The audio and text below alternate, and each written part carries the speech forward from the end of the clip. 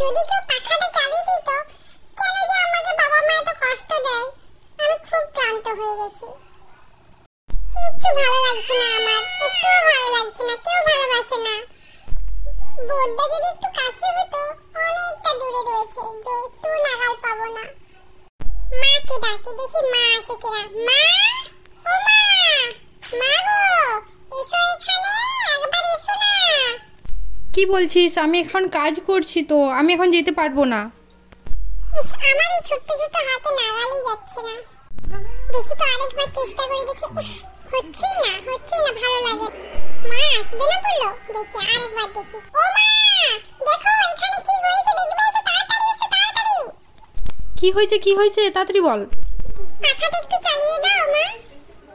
ওহ, এই ব্যাপার, পাখাটা একটু নিজেও চালিয়ে নিতে পারিস নি?